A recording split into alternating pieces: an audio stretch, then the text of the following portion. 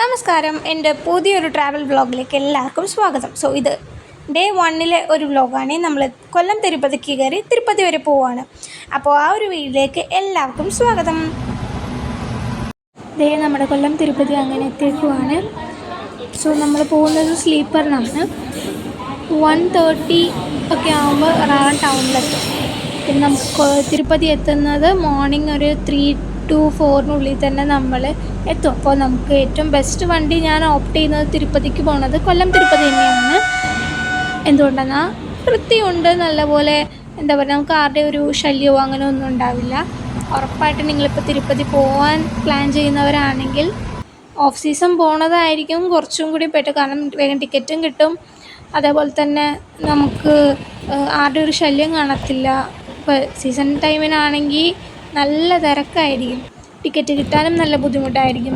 പിന്നെ ഞങ്ങൾ പോയ ടൈമെന്ന് പറയുന്നത് സെപ്റ്റംബർ ആണ്. അത് സീസണും കൂടിയാണെന്ന് വെച്ചാൽ ആണ്, പക്ഷേ അത്രയും തിരക്കുണ്ടായില്ല. എന്തോ ഭാഗ്യം കൊണ്ട് തന്നെയാണ് അത്. ഞങ്ങൾ തിരുപ്പതിക്ക് പോകുന്നതിൻ്റെ ആ ദർശന ടിക്കറ്റ് ഞങ്ങൾ 3 മാസം മുമ്പാണ് ഞങ്ങൾ ബുക്ക് ചെയ്തത്. അത് വിത്തിൻ സെക്കൻഡ്സിനുള്ള ടിക്കറ്റ് സോൾഡ് ഔട്ട് ആവുന്നത്. ഈ ടിക്കറ്റ് നിങ്ങൾക്ക് എങ്ങനെ ബുക്ക് ചെയ്യാമെന്ന് വെച്ച് കഴിഞ്ഞാൽ തിരുപ്പതിയുടെ അവരുടെ ഒരു ആപ്പുണ്ട്, അതുവഴി നിങ്ങൾക്ക് നേരെ ബുക്ക് ചെയ്യാം.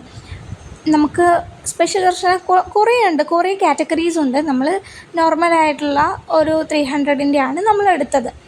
അതായി കഴിയുമ്പോൾ വേഗം തന്നെ ദർശനം നടക്കും. നമ്മൾ നോർമൽ ക്യൂ നിൽക്കേണ്ട ആവശ്യമില്ല.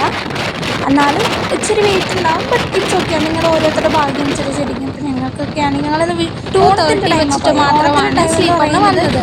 ഉത്രാടം ആ ദിവസം നല്ല തിരക്കായിരുന്നു. 6 മണിക്കൂറൊക്കെ എടുത്തത്. പക്ഷെ ഞങ്ങൾക്ക് ആകെ 1 മണിക്കൂർ കൊണ്ട് തന്നെ നമുക്ക് ദർശനം കിട്ടി. അതെന്ത് ഭാഗ്യം കൊണ്ട് തന്നെ ഞാൻ പറയത്തുള്ളൂ. ഈ 17433 നമ്മൾ ഈ റൂട്ട് പോകുന്നത് കോട്ടയം, എറണാകുളം, കോയമ്പത്തൂർ, ഈറോഡ്, സേലം, ജോളാർപേട്ട, കാട്ട്പാടി ഇതുവഴിയാണ് ഈ വണ്ടി പോകുന്നത്.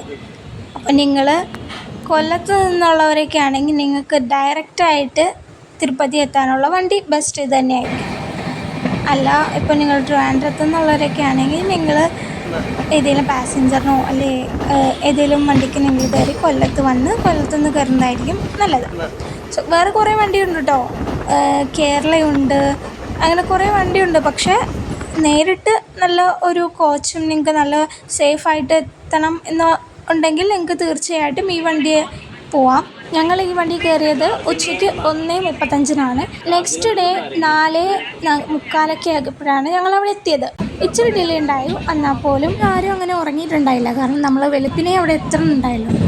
പിന്നെ ഉറക്കം അങ്ങനെ വീണില്ല. നമ്മളൊരു ജേണി പോകുമ്പോൾ ആർക്കല്ലേ അങ്ങനെ വേഗം ഉറക്കം വരണേ. പ്രത്യേകിച്ച് എനിക്കൊക്കെ ഉറക്കം വരാറുള്ളൂ. നിങ്ങൾക്ക് അങ്ങനെ ഉറക്കം വരാറുണ്ടോ? അങ്ങനെ ഞങ്ങൾ തിരുപ്പതിയിലെത്തി. നമ്മൾ വന്ന വണ്ടിയാണ് കേട്ടോ അവിടെ കിടക്കുന്നത്.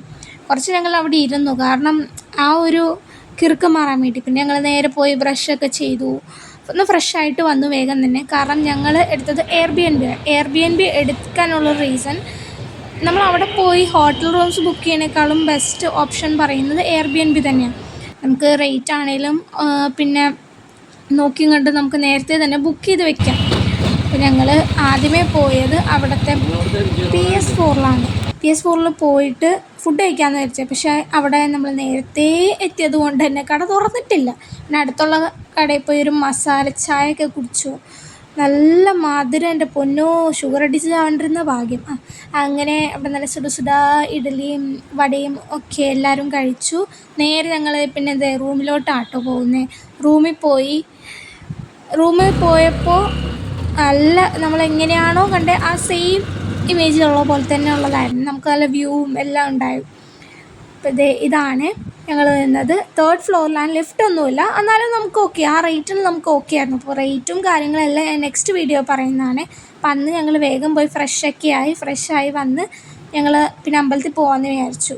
നമ്മൾ വെറുതെ കിടന്നുറങ്ങി സമയം കളയണ്ടെന്ന് വിചാരിച്ചു. ഞങ്ങൾ അമ്പലത്തിൽ പോയി. അവിടെ അന്നദാനം ഉണ്ടായി. അന്നദാനമൊക്കെ കഴിച്ചു. നല്ല ചോറും നല്ല ചമ്മന്തിയും നല്ല തണ്ണിമത്തനൊക്കെ ഇട്ട് നല്ലൊരു കറിയും ഒക്കെ. അങ്ങനെ അതും കഴിച്ചു. പായസം കഴിച്ച് കഴിഞ്ഞപ്പോൾ ഞാൻ പിന്നെ വീഡിയോ എടുക്കാൻ മറന്നുപോയി, കാരണം അതിൻ്റെ മത്തിലായിരുന്നു ഞാൻ. പിന്നെ ഞങ്ങൾ അവിടെ നിന്ന് ഇറങ്ങി വീണ്ടും കപിലേശ്വര ടെമ്പിളിൽ പോയി. പക്ഷേ അതിൻ്റെ ചില വീഡിയോ ക്ലിപ്പൊന്നും ഞാൻ എടുത്തിട്ടില്ല. അത് ഞാനിപ്പോൾ എഡിറ്റ് ചെയ്യുമ്പോഴേ ഞാനിപ്പോൾ അറിയുന്നത്.